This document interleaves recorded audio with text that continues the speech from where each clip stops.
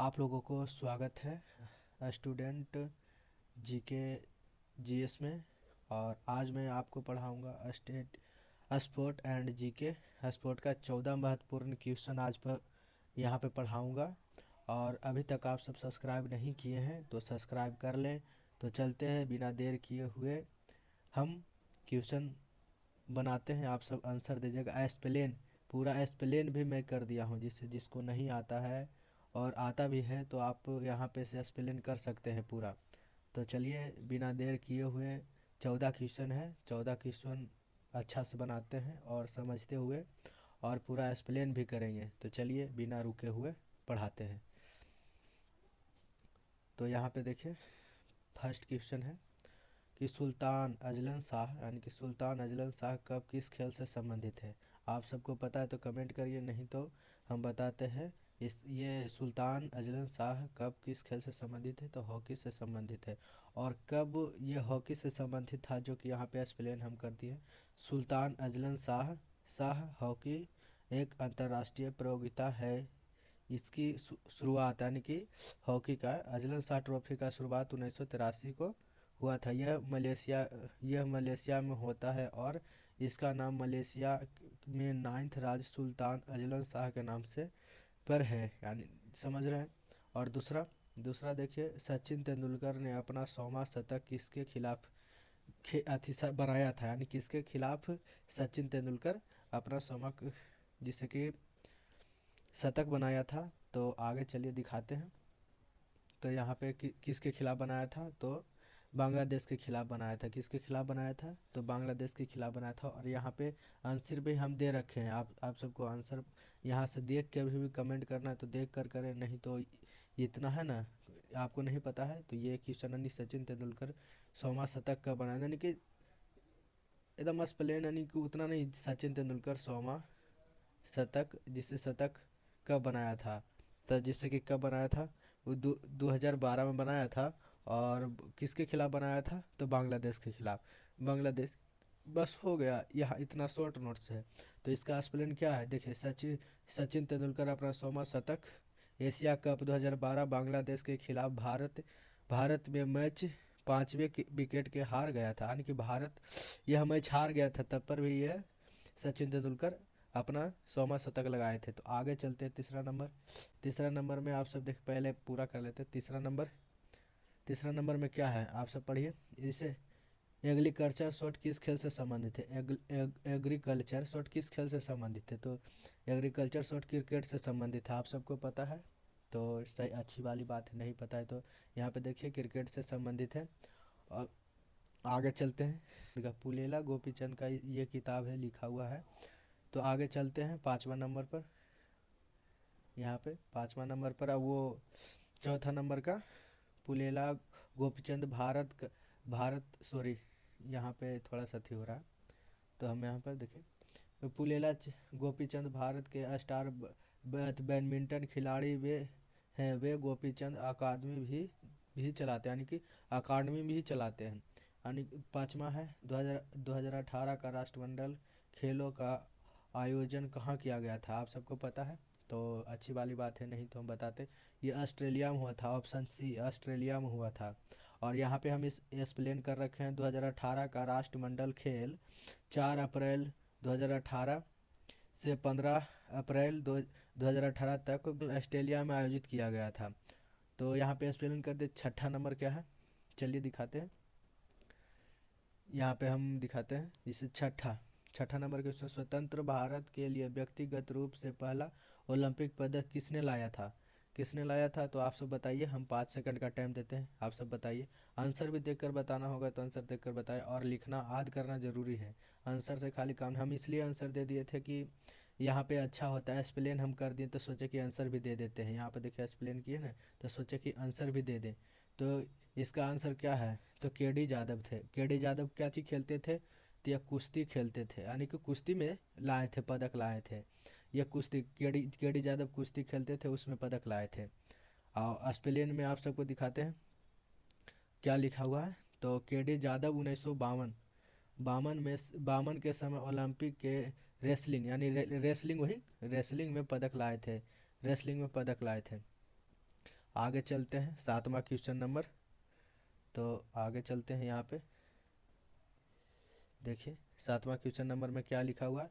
Olympic चिन्ह का क्या अर्थ है, यानी ओलंपिक चिन्ह का क्या अर्थ है। ओलंपिक चिन्ह ऐसे रहता है ना, ऐसे अर्थ 5 गो रहता है, ऐसे करके 5 गो घेरा हुआ रहता है पूरा, जिससे कि आपस में ही लगा हुआ रहता है। ये तो दूसरा ढंग से है। तो ओलंपिक चिन्ह का क्या नियंत्रता है, इसका क्या सी नंबर, यानी कि ओलंपिक चिन्ह का क्या अर्थ है, तो सी नंबर इसका आंसर है। तो आगे बढ़ते हैं। तो क्वेश्चन नंबर क्या, सॉरी यहाँ पे थोड़ा अथी हो गया था। तो आगे चलते हैं यहाँ पे 8वां नंबर क्वेश्चन पर। 8वां नंबर क्वेश्चन क्या है, निम्नलिखित पर ध्यान दीजिए, यानी कि निम्नलिखित पर ध्यान दीजिए। तो badminton, bowling, golf, table tennis, ये इसमें कौन कौन से खेल कौन से सिंगापुर ओपन में होता है, सिंगापुर ओपन में होता है, सिंगापुर ओपन में होता है। तो क्या होता है, तो क्या होता है, तो डी डी होगा, क्या होगा डी के मतलब क्या होता है, तो एक एक पहले एक, 1 2 3 4। Badminton, volleyball, golf, table tennis, यानी पूरा होता है। तो देखिए यहाँ पे स्पेलिंग हम किए हुए, सिंगापुर ओपन में badminton, volleyball, golf, table tennis सभी खेल होता है, यानी कि पूरा खेल होता है। तो आगे चलते हैं 9वां क्वेश्चन नंबर पर। आप सब अभी सब्सक्राइब नहीं किए हैं मेरे चैनल को, तो सब्सक्राइब कर लो और बेल आइकन भी दबा दें, और शेयर करना है भाई, तो शेयर भी कर देना। आपके लिए भी ठीक है, मेरे लिए भी ठीक से, हमको भी मोटिवेट मिलता है, आप सब शेयर करते हैं, सब्सक्राइब करते हैं। तो चलिए 9वां क्वेश्चन नंबर। डेविस कप की तरफ, डेविस कप की किस, यानी किस तरह का, यानी कि किस लिखा था यहाँ पे, तो हम नहीं लिखवा, जिसे गलती टाइपिंग गलती हो गया। किस तरह का महिलाओं का टूर्नामेंट है, किस तरह, तो फेड कप का है, फेड कप का है। तो इसका स्पेलिंग क्या, फेड कप अंतर्राष्ट्रीय टेबल फेडरेशन द्वारा फाउंडेशन द्वारा आयोजित महिलाओं का टूर्नामेंट है, जिसे ITF द्वारा आयोजित पुरुषों एवं टूर्नामेंट के डेविस कप है। तो 10वां क्वेश्चन नंबर क्या है, आप सब यहाँ देखिए 10वां क्वेश्चन नंबर। यहाँ पे 10वां बोली स्मैश वर्विस यानी शब्द किस खेल से संबंधित है, यानी कि बॉली स्मैक किस खेल से संबंधित है, किस खेल से, तो लॉन टेनिस से है। लॉन्ग टेनिस, यानी कि लॉन्ग टेनिस है कि लंबा समय के लिए भी खेला जाता है या कम समय के लिए भी। तो इसका आंसर क्या है, तो बी है, लॉन टेनिस। और फिर आगे चलते हैं 11वां क्वेश्चन नंबर। तो आप शेयर करिए, लाइक भी करिएगा। आगे 11वां नंबर क्वेश्चन क्या है, तो आप यहाँ पे देख सकते हैं, सैंडी स्टॉर्म्स किस क्रिकेट की आत्मकथा है। सैंडी स्टॉर्म किस क्रिकेट की आत्मकथा है, किसने लिखा था, किसने लिखा था, तो इसका क्या क्या होगा, तो इसका होगा सी, संदीप पाटिल, संदीप पाटिल होगा। इसका क्या अर्थ होगा, यानी कि आंसर होगा संदीप पाटिल। यहाँ पे स्पेलिंग हम पूरा किए हुए हैं, आपको पढ़ना होगा तो पढ़ सकते हैं, जिसे पढ़ना होगा तो पढ़ सकते हैं, नहीं तो चलते हैं आगे 12 नंबर क्वेश्चन पर। 12 नंबर क्वेश्चन का क्या बोल रहा है, आप सब पहले पढ़िए तो हम भी पढ़ेंगे। एस, यहाँ पे एस विजय लक्ष्मी किस खेल से संबंधित है। यहाँ इसमें कहना कि एस विजय लक्ष्मी कौन सा खेल खेलते थे, तो आप सबको पता है तो बताइए। इसका आंसर क्या होगा, चेस, यानी कि इसका क्या होगा आंसर, एस विजय लक्ष्मी किस खेल से संबंधित थे, तो चेस से संबंधित है। और अधिक जानकारी आप सबको जिसे मालूम मालूम है तो ठीक है, नहीं मालूम है तो यहाँ पे अधिक जानकारी स्पेलिंग हम किए हुए हैं, तो यहाँ पे पढ़ सकते हैं आप पूरा। और 13 नंबर क्या है, आगे चलते 13 नंबर पढ़िए, हम भी पढ़ेंगे। तो 13 नंबर क्वेश्चन में क्या है, राजस्थान में दूध योजना कब अंतरपुर दूध योजना कब शुरू किया गया था।